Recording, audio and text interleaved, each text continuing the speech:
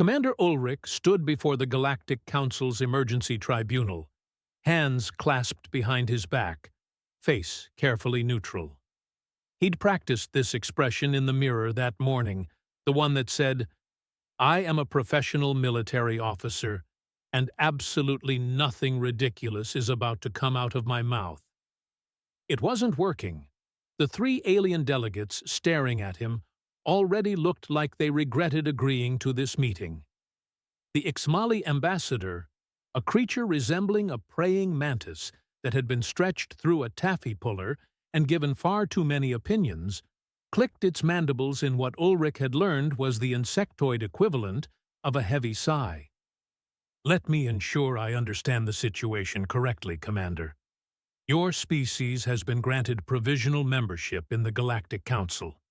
You have been entrusted with military vessels worth approximately 900 billion credits, and you have lost them." "Lost is such a strong word," Ulrich said, which was absolutely the wrong thing to say, but his mouth had apparently decided to operate independently of his brain today. "What word would you prefer?" The Ixmali's compound eyes somehow managed to convey the depth of its exhaustion despite being, compound eyes. "Misplaced? Dropped behind the cosmic couch? Left on the roof of your car as you drove away?" The HFY observer, a being of pure crystalline structure that hummed with harmonic frequencies and existed partially in dimensions humans couldn't perceive, chimed in with what the translation matrix rendered as mild curiosity, but probably meant something closer to, "I am documenting this for the inevitable war crimes tribunal." Its voice sounded like wind chimes having an existential crisis. The report states that an entire battle group, consisting of 12 warships, 3 carriers, and approximately 15,000 personnel, failed to report for scheduled check-ins for a period of 4 months? 4.5, Ulrich corrected, then immediately wished he hadn't. But who's counting, really? "We are counting," the Ixmali said flatly. "That is literally the entire purpose of military accountability." The third member of the tribunal, representing the Cluth Empire, had remained silent until now. The Cluth, a species that looked like someone had given a wolf the ability to walk upright, a really bad attitude, and a penchant for expensive suits, leaned forward in his seat. His name was something unpronounceable that the translation software had simply given up on and labeled as Cluth Representative, which everyone had shortened to just Cluth because humans were efficient like that, if efficient meant lazy. "I find this fascinating," Cluth said, his voice a low growl that made Ulrich's spine want to apologize for existing. "Your species achieves faster-than-light travel. You develop weapons capable of cracking planets. You negotiate your way into the most exclusive political body in the known galaxy, and then you lose an entire fleet like their car keys." "In our defense," Ulrich began, then stopped, because there was absolutely no defense for this, and everyone in the room knew it. "Please," the HFY chimed, its crystalline structure refracting the chamber's light into dancing rainbow patterns that were probably beautiful but currently felt mocking. "Do continue. We are deeply curious about what possible excuse could justify this level of institutional incompetence." Ulrich took a breath. He'd been in firefights.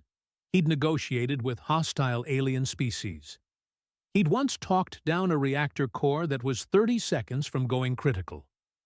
None of that had prepared him for this moment, standing in front of the galaxy's representatives and having to explain that humanity was, essentially, that friend who borrowed your stuff and then couldn't remember where they put it.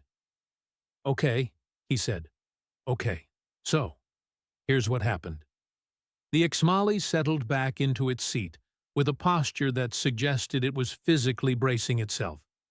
6 months ago, Battle Group 15 was assigned to patrol the outer territories. Standard stuff, you know? Show the flag, make sure nobody's setting up illegal mining operations, that sort of thing. They checked in on schedule for the first 2 weeks. Regular reports. Everything looked good. And then, Ulrich made a gesture that was supposed to convey the enormity of what came next, but probably just made him look like he was trying to catch an invisible basketball. Nothing. Nothing, the Ixmali repeated. Radio silence, no distress calls, no debris fields, no evidence of combat.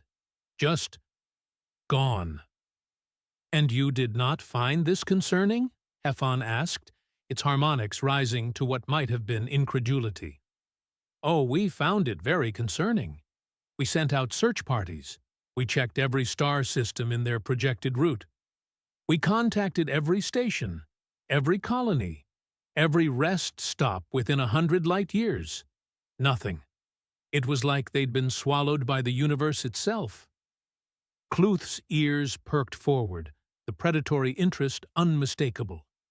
And then, 3 weeks ago, we found them. The silence that followed was the kind that made Ulrich acutely aware of his own heartbeat. You found them, the Ixmali said slowly. And you waited 3 weeks to report this to the council? Well, see, that's where things get complicated. More complicated than losing 15,000 people and 12 billion tons of military hardware. Heffen's chime had taken on a sharp edge. Ulrich pulled up a holographic display, and the tribunal watched as an asteroid field materialized in the air between them. It was a fairly standard formation, nothing particularly remarkable about it, except for the 12 warships parked among the rocks like teenagers hiding their cars at an unsanctioned party. We found them here, Ulrich said, highlighting the field, approximately 300 light-years off their assigned patrol route, tucked into an asteroid cluster that doesn't appear on any standard navigation charts. Why? The Ixmali asked, with the patience of a being who had given up on understanding and simply wanted the pain to end. Were they there? That's a great question. A really great question. And the answer is going to sound insane, but I need you to understand that I'm as baffled as you are. Just tell us, Commander. Ulrich expanded the hologram, and the tribunal could now see small figures floating between the asteroids. Human figures, in space suits, clustered in groups. They were playing zero-gravity football. The silence this time was different. It was the silence of beings whose reality had just cracked slightly at the edges. Football, the Ixmali said. Zero-gravity football? Yes. Apparently, about 3 months into their patrol, someone suggested they do some impromptu training exercises in maneuvering through asteroid fields, which is a legitimate training activity, by the way, totally above board. Except somewhere along the way, someone else suggested they make it competitive. Teams formed, rules were established, bets were placed. And they simply forgot to check in with command? Heffen's voice had gone very quiet, which was somehow more terrifying than if it had been loud. Not exactly forgot. More like they were having such a good time that checking in seemed like it could wait. And then it kept seeming like it could wait.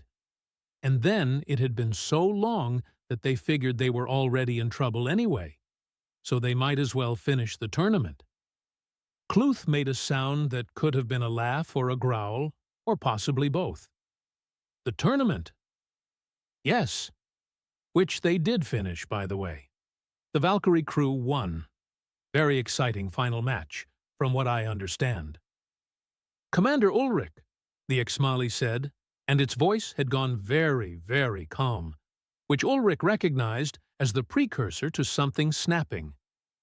Do you mean to tell us that your species, the species we have provisionally admitted to the Galactic Council, the species we have trusted with advanced technology and military autonomy, lost track of an entire battle group because they were too busy playing games?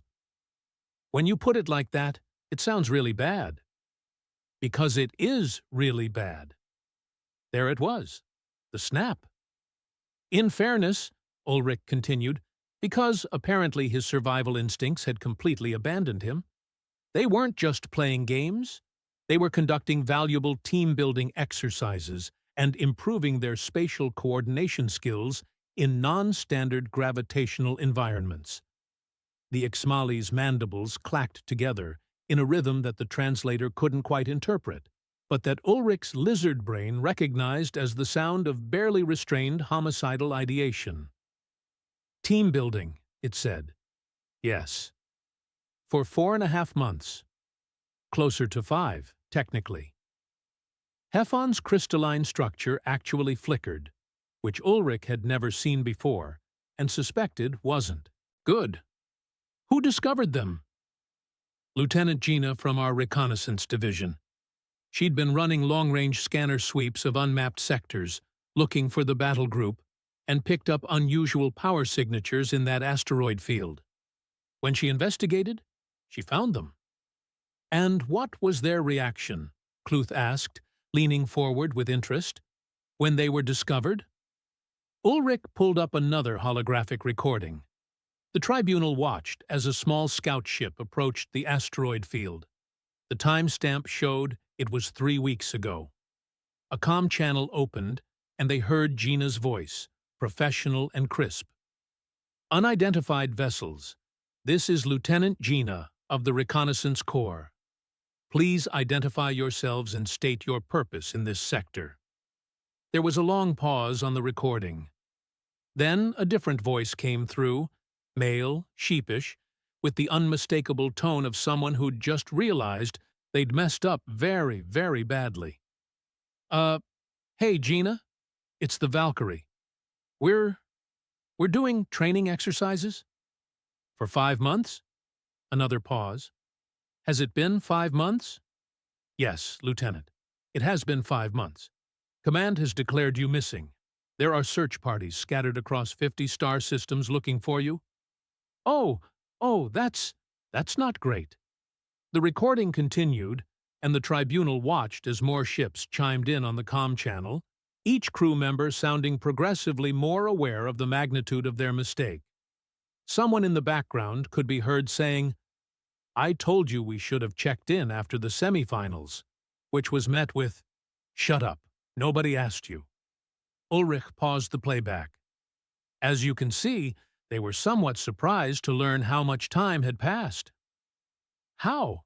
The Ixmali said, its voice strained. Does an entire battle group lose track of time? Well, when you're in deep space, away from planetary cycles and you're having fun, time sort of, gets away from you. No, HFY chimed. We do not know. Our species maintain rigorous chronometric standards specifically to prevent this exact scenario. Cluth, however, was studying the hologram with an expression that Ulrich couldn't quite read. What happened next? Gina ordered them to power up and prepare for immediate return to the nearest station, which they did, or started to do. And that's when things got interesting. More interesting than this already is? The Ixmali asked, its tone suggesting it didn't believe things could possibly get more interesting and was dreading being proven wrong. Ulrich changed the holographic display. Now it showed interior shots of one of the recovered ships, specifically the cargo bay. The tribunal leaned in, trying to understand what they were looking at. Are those, HFY said slowly, weapons? Not just any weapons, Ulrich confirmed. Ancient weapons. Pre-Council era, we think. Possibly older. The Ixmali's posture shifted from exhausted frustration to sharp attention. Explain. While the battle group was conducting their, extended training exercises, some crew members got bored and started exploring the asteroid field. Turns out, one of those asteroids wasn't actually an asteroid. It was a derelict facility, camouflaged to look like rock. Inside, they found a cache of technology that predates any known civilization in the database. And they took it, Cluth said. Not a question. They took it, Ulrich confirmed. Approximately 200 individual artifacts, ranging from what appear to be personal sidearms to something that might be a ship-mounted cannon, or possibly a really aggressive espresso machine. The labeling was unclear.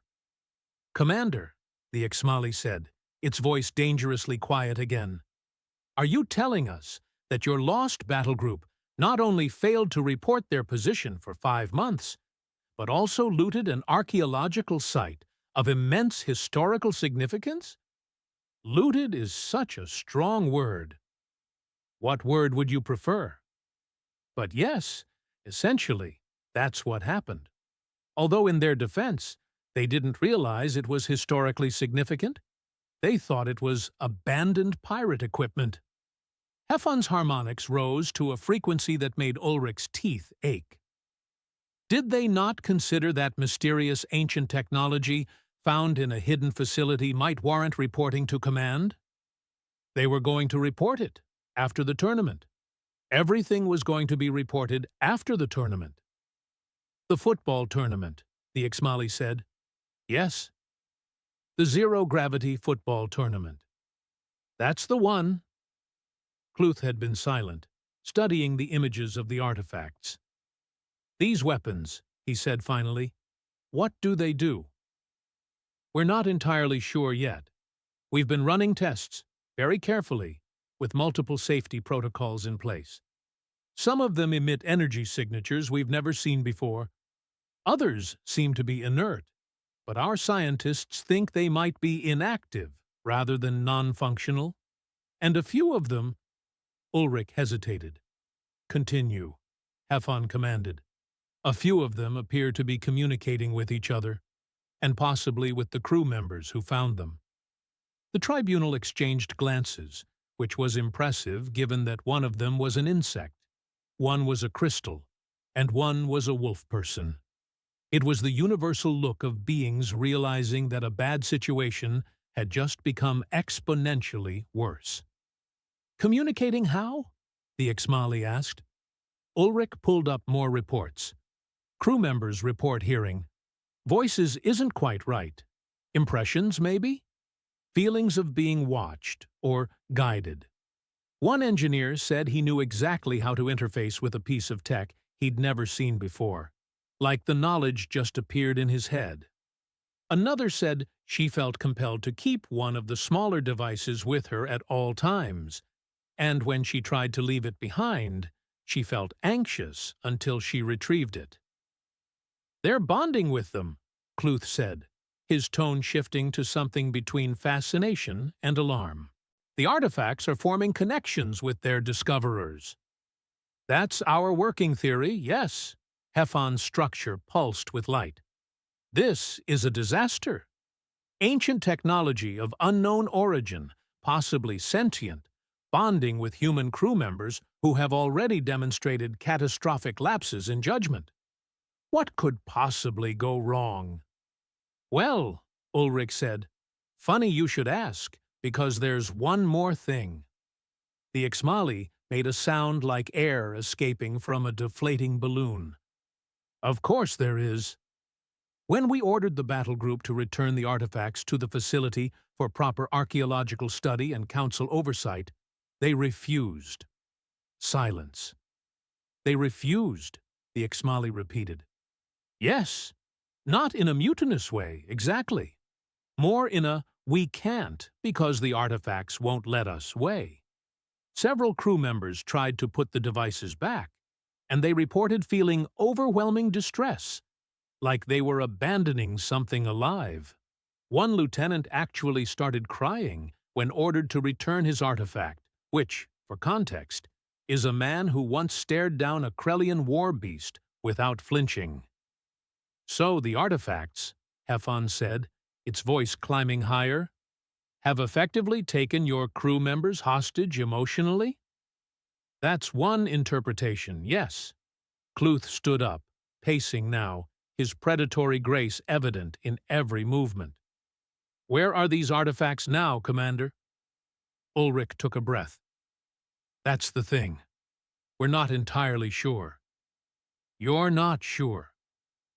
The battle group returned to port as ordered, but when we went to collect the artifacts for study, we discovered that the crews had distributed them, hidden them throughout their ships. We've found maybe 20% of them. The rest are somewhere in a fleet of 15 vessels, each with multiple decks and thousands of hiding spots. "They hid them," the Ixmali said, "like children hiding toys from their parents." "Yes," Ulrich admitted, "exactly like that." The Ixmali stood up from its seat, which involved a complex unfolding of limbs that somehow managed to convey profound disappointment in physical form. It walked to the viewing window overlooking the Council Station's main hangar, where several human vessels sat docked like misbehaving students outside the principal's office. "Let me see if I understand the current situation," it said, not turning around. "You found your missing fleet. They had stolen ancient artifacts. The artifacts have bonded with your crew. Your crew has now hidden these artifacts throughout their ships. And you, the commanding officer responsible for this mess, are standing here telling us that you cannot locate priceless archaeological treasures aboard your own vessels. That's a very accurate summary, yes. And how long ago did you discover they'd hidden the artifacts?" 2 weeks. The Ixmali turned around slowly. 2 weeks. You've had 2 weeks to search 15 ships, and you've recovered only 20% of the items. In our defense, these are military vessels. They're designed with redundant systems, hidden compartments, emergency supply caches, ventilation shafts, maintenance tunnels, false bulkheads, and about 1,000 other places where a determined crew member could hide something. We're essentially playing the galaxy's highest-stakes game of hide-and-seek. HFY chimed in, its harmonics taking on what might have been amusement if crystals could be amused. "Have you considered simply asking your crew where they hid the artifacts?" "Oh, we've asked. Repeatedly. We've used every interrogation technique approved by the Council's ethical warfare guidelines. Do you know what they tell us?" "What?" "They claim they don't remember. The artifacts apparently have some kind of memory suppression effect, or the crew members are lying with a conviction that would make professional spies jealous. We can't tell which. One engineer looked us dead in the eye and said, 'I definitely don't have an ancient plasma weapon hidden in the port-side coolant system,' which was so specific that we immediately checked the port-side coolant system." "And?" Cluth asked. "Nothing. Which either means he was telling the truth, or he predicted we'd check there and hid it somewhere else, or there's something there and we're just not seeing it. It's like dealing with very intelligent, very armed toddlers." The Ixmali returned to its seat with the air of someone resigning themselves to a terrible fate. "What measures have you taken to resolve this situation?" Ulrich pulled up a new holographic display, showing complex ship schematics with highlighted areas. "We've conducted systematic deck-by-deck searches. We've used every scanner we have. Thermal imaging, electromagnetic sweeps, quantum resonance detection, even old-fashioned physical searches with handheld equipment. We've interviewed hundreds of crew members. We've offered amnesty for anyone who voluntarily returns an artifact. We've tried threats, bribes, appeals to common sense and galactic law. Nothing has worked," HFY observed. "Nothing has worked," Ulrich confirmed. "The crew is united in their determination to keep these artifacts. They've even started naming them." Cluth's ears perked forward. "Naming them?" "Oh, yes. We've intercepted communications where crew members refer to their artifacts by name. There's one called Skippy, apparently a weapon that makes a high-pitched sound when activated. Another called lumpy, because it has an irregular surface. Someone named theirs Mr. Wiggles, and I don't even want to know why. The Ixmali put its head in its hands, which was complicated given the structure of its face, but somehow still conveyed universal despair. They've named ancient, possibly sentient weapons of unknown power after pets. Children name their toys, Cluth said thoughtfully, still pacing. And children hide their toys when they fear adults will take them away. Commander, have the artifacts shown any hostile behavior? That's the strange part. No, nothing hostile at all. If anything, they seem helpful. The crew members who've bonded with them report increased efficiency, better problem-solving abilities, and in some cases, minor improvements in physical coordination. One mechanic fixed a malfunctioning power coupling in half the usual time, because his artifact apparently showed him a better way to route the connections. Another crew member avoided a shipboard accident because her artifact gave her a feeling of danger seconds before a conduit burst. So the artifacts are beneficial, HFY said. It appears so, which makes this whole situation more complicated, because the crew genuinely believes they're better off with these things. And honestly, the performance data supports that conclusion. Ship efficiency is up across the board. Response times have improved. Even morale is better, which is saying something given that these people are technically in the worst trouble of their military careers. The Ixmali looked up. Have you consulted with xenoarchaeologists? Historians? Anyone who might have insight into what these artifacts actually are? We have. The consensus is that they're probably from the precursor era, which predates the Council by at least 10,000 years. The precursors were rumored to have created technology that blurred the line between tool and companion, machines that grew and adapted with their users. Most scholars thought it was mythology. Until your crew stumbled upon a cache of exactly that, Cluth said. Exactly. And what do the xenoarchaeologists recommend? Ulrich hesitated. They're divided. Half think we should immediately confiscate all artifacts and study them under controlled conditions. The other half think that forcibly separating bonded pairs could be dangerous, possibly for the humans, possibly for the artifacts, possibly for everyone in the immediate vicinity when something with unknown power gets upset. HFY's structure flickered again, colors shifting through the spectrum. This is unprecedented. In the entire history of the Galactic Council, no species has managed to create this particular combination of problems. Lost fleet, discovered artifacts, emotional bonding, mass concealment, and now genuine scientific uncertainty about how to proceed. We're overachievers, Ulrich said weakly. The Ixmali stood again, beginning to pace alongside Cluth, which created an odd visual of insect and wolf circling the chamber like opposing predators. What concerns me most is the precedent.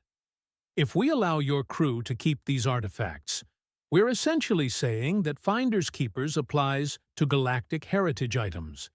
Every treasure hunter and artifact smuggler in known space will point to this case. But if we force the issue, Cluth countered, we risk triggering whatever defensive capabilities these artifacts might possess. Unknown technology, possibly sentient, bonded to humans who've already demonstrated creative problem-solving and a willingness to ignore authority. The potential for disaster is significant. So we're trapped between bad options, HFY chimed. That's what I've been trying to tell you, Ulrich said. This isn't a situation with a clear solution. We're making it up as we go along, trying to balance scientific interest, legal precedent, crew welfare, and the fact that nobody actually knows what these things are capable of. The Ixmali stopped pacing and fixed Ulrich with its compound eyes. "What do you recommend, Commander? You know your people better than we do." Ulrich took a moment before answering. "Honestly, I think we need to change our approach. We've been treating this like a discipline problem, trying to force compliance. But humans don't respond well to that, especially when they think they're protecting something. What if we tried negotiation instead?" "Negotiation," the Exmali said flatly. "With your own crew?" "Yes. Offer them a compromise. They can keep the artifacts, but under supervision. Regular check-ins, medical monitoring, detailed documentation of any effects or abilities. Make them partners in the research, rather than suspects in a theft investigation." Cluth nodded slowly. Appeal to their curiosity, rather than their fear. Turn them into collaborators. Exactly. Humans are naturally curious. Give them a reason to share information willingly, and they'll tell you everything. Keep trying to take things by force, and they'll hide them until the heat death of the universe. Heffen chimed thoughtfully. There's logic to that approach, though it does require trusting a crew that has already demonstrated questionable judgment.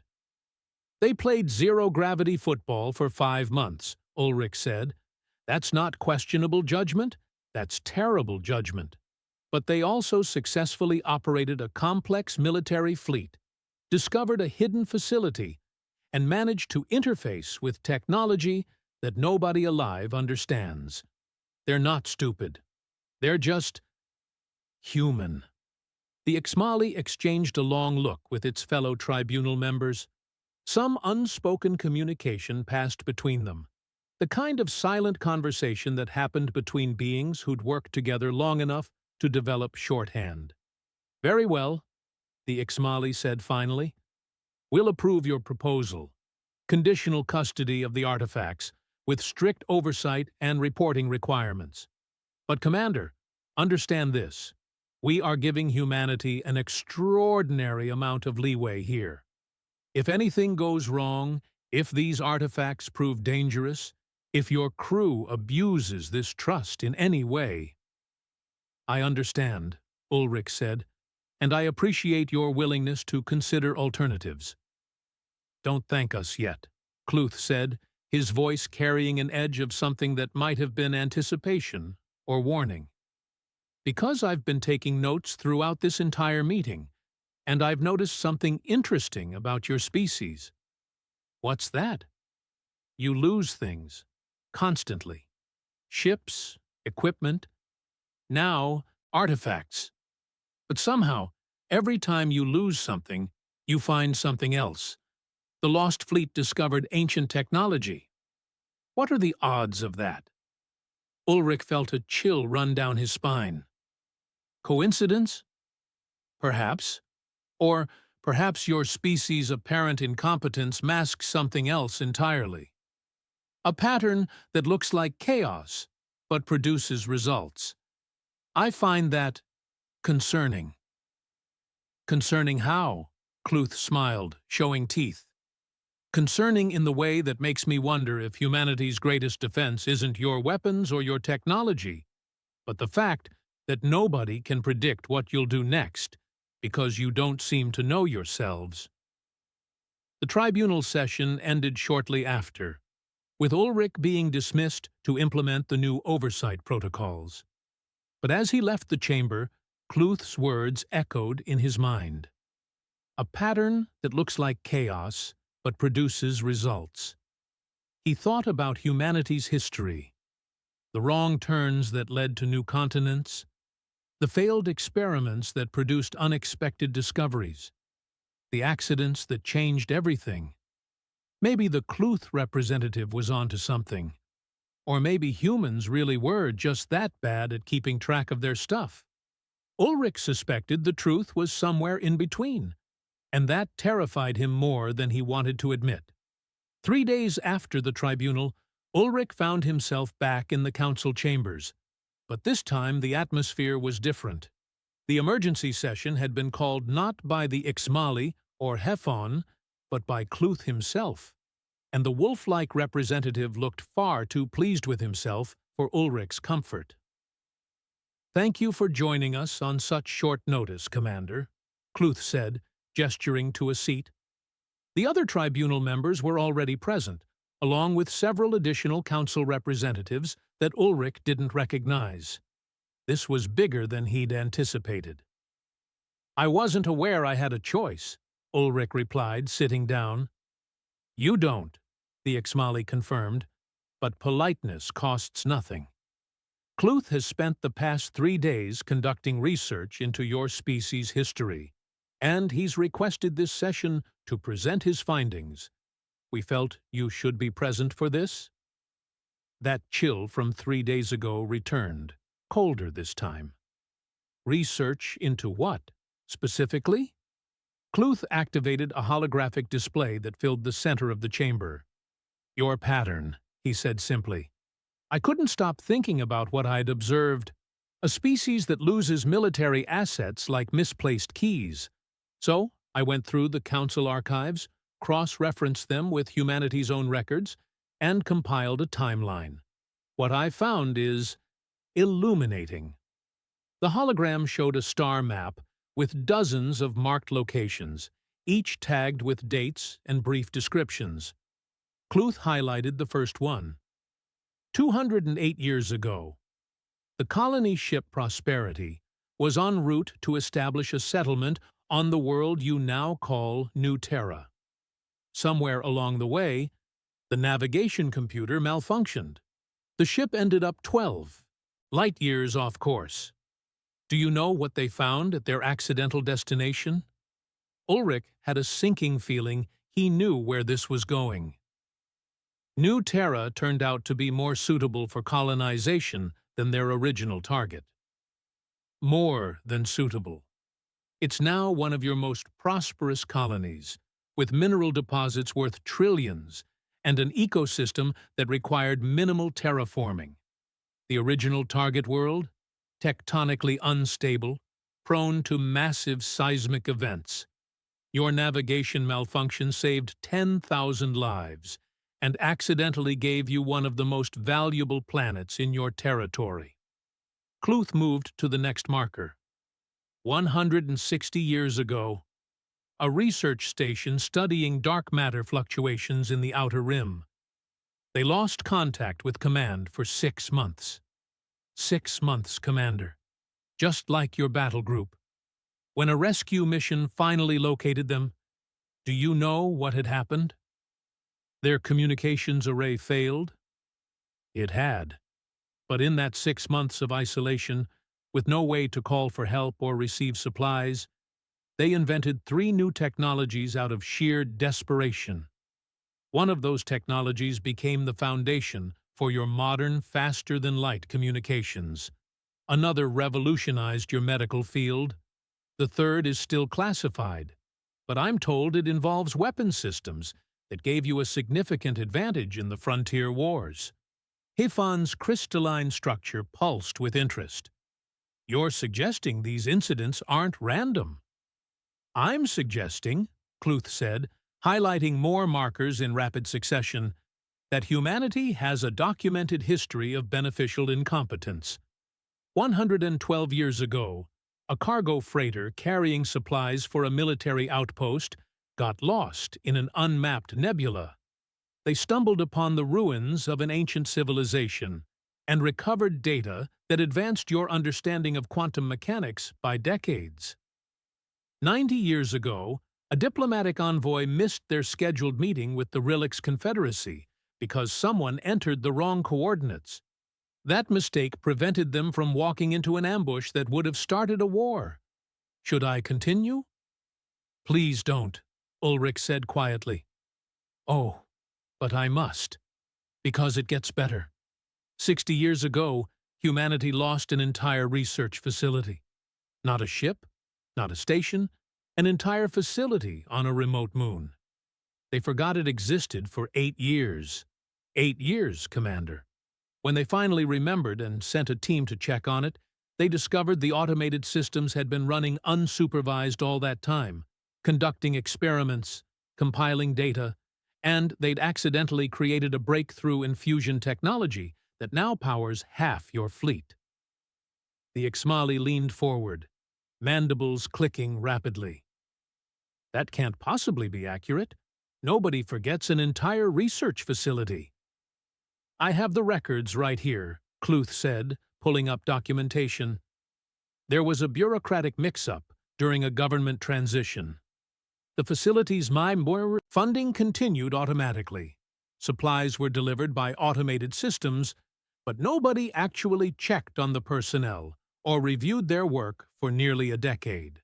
When they did, they found 3 scientists who'd been essentially forgotten by their own government had made discoveries that changed everything. Ulrich rubbed his temples. In our defense, we've gotten much better about that since implementing the new tracking systems. Have you? Cluth's smile widened. 30 years ago, you lost a colony. An entire colony, Commander. 2,000 people on a world at the edge of your territory. Someone filed the wrong paperwork, and they stopped receiving supply shipments. Nobody noticed for a year. When you finally realized your mistake, you found that colony had not only survived, but thrived. They'd developed self-sufficient agricultural techniques, created new trade relationships with neighboring species, and built what became the foundation for your most successful cultural exchange program. That was an administrative error, Ulrich protested weakly. Everything is an administrative error with your species, the Ixmali said, its tone somewhere between amazement and horror. But the errors keep producing positive results. Cluth pulled up more data, his enthusiasm growing. 15 years ago, you lost a diplomatic pouch containing classified treaty negotiations. The courier somehow managed to deliver it to the wrong planet entirely. That mistake led to first contact with the Luminar Collective, who became one of your strongest allies. 10 years ago, a military patrol got hopelessly lost during a training exercise and accidentally discovered a smuggling operation that had been evading Council enforcement for decades. 5 years ago— Okay, I get it, Ulrich interrupted. We're really bad at keeping track of things. No, Cluth said, and his voice had gone serious now, the predatory intelligence fully visible. You're not bad at it. You're impossibly, improbably, statistically, anomalously lucky. Do you understand what I'm saying? The odds of this many mistakes producing this many positive outcomes approaches 0. No other species in Council history has this pattern. When the Ixmali make mistakes, they're just mistakes. When the Hefon lose something, it stays lost. When my people misplace military assets, it's a scandal and heads roll. But when humanity loses something, you find something better. The chamber fell silent. Ulrich could hear his own heartbeat, loud in his ears. What are you suggesting? Hefon asked, its harmonics very quiet.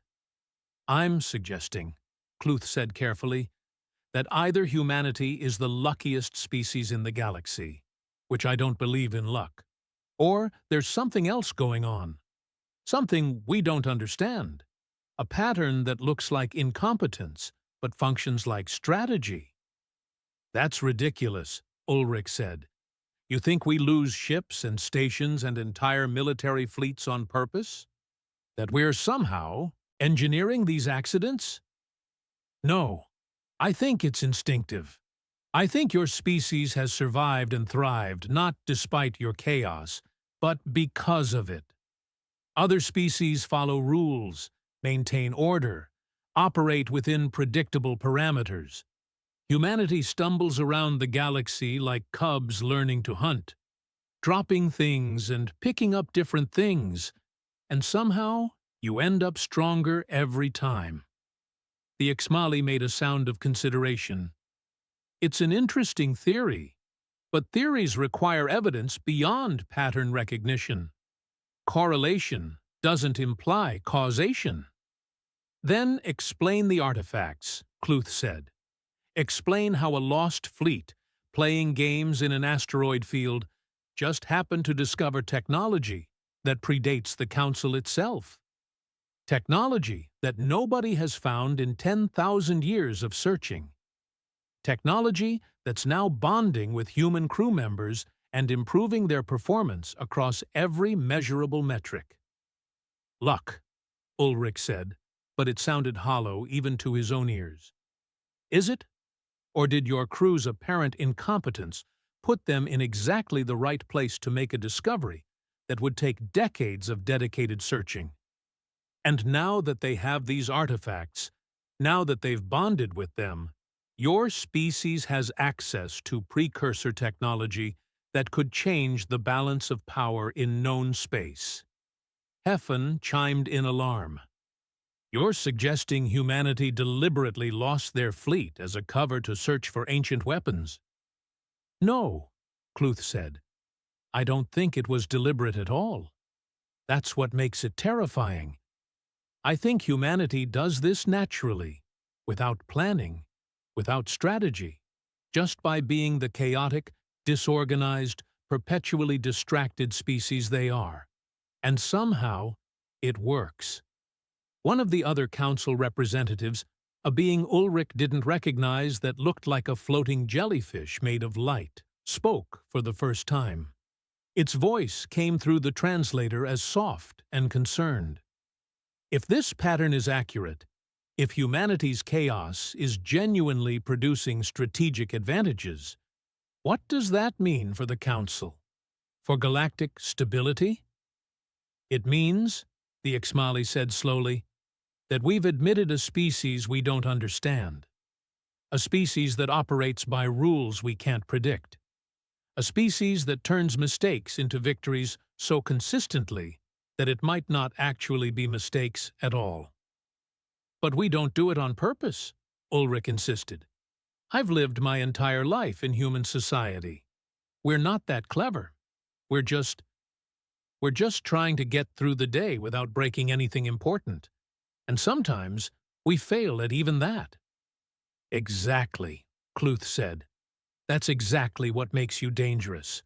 You're not malicious. You're not scheming.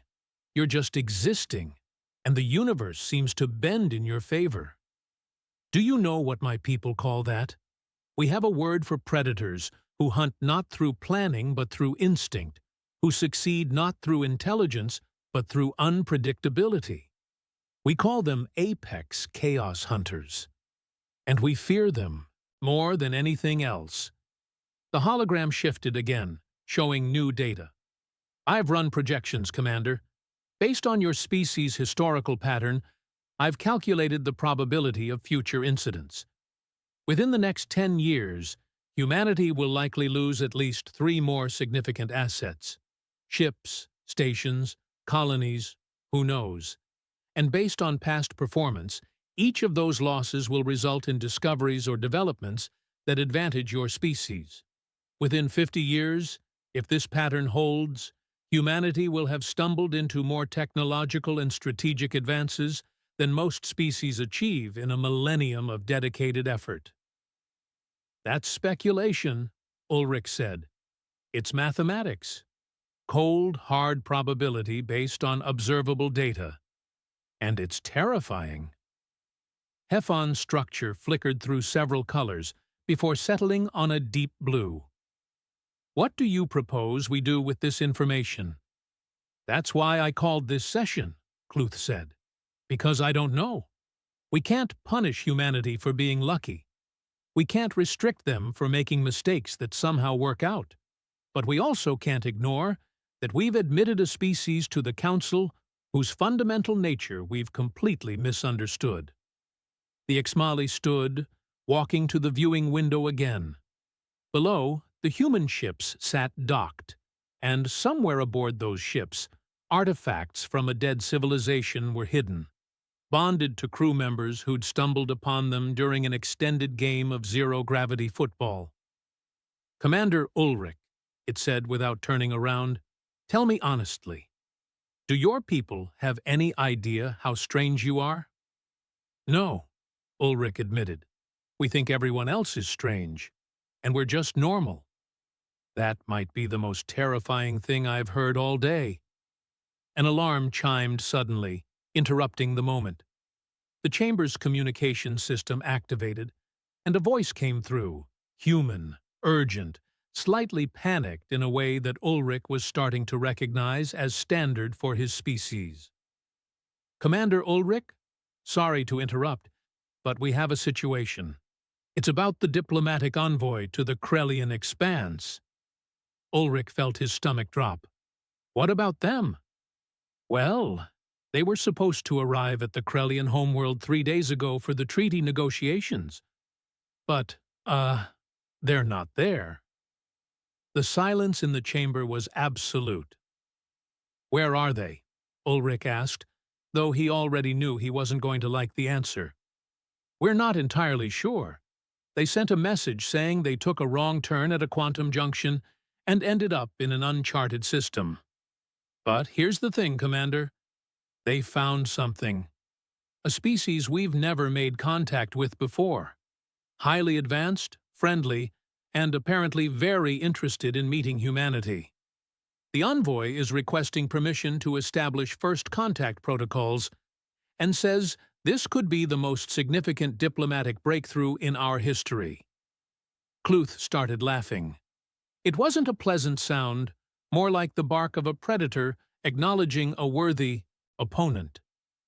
You see, he said, turning to the tribunal, they lost a diplomatic envoy, and they're about to gain an ally. The pattern continues. Ulrich looked at the assembled council members, at their expressions of disbelief and dawning comprehension. For what it's worth, he said quietly, we really didn't plan this. I know, the Ixmali said. That's the problem. The tribunal session ended without any formal decisions, because what decision could possibly be made? You couldn't legislate against luck, couldn't punish success that looked like failure, couldn't regulate chaos that somehow functioned better than order. Ulrich left the chamber with the weight of Cluth's analysis pressing on his mind. Was it true? Did humanity really stumble through the galaxy, dropping things and finding better things, turning disasters into opportunities through sheer cosmic accident? He thought about the battle group, still docked below, crews still hiding their newly bonded artifacts in places command would never find. He thought about the lost diplomatic envoy who just discovered a new civilization. He thought about 200 years of mistakes that somehow built an interstellar civilization. Maybe Cluth was right. Maybe humanity's greatest strength was that they were too chaotic to predict, too disorganized to counter, too busy losing things to notice they were winning. His communicator chimed. Another message, another crisis. Commander, we have a situation. It's about the colony on Outpost Station 12. Nobody's heard from them in 6 weeks, and Ulrich smiled despite himself. Here we go again.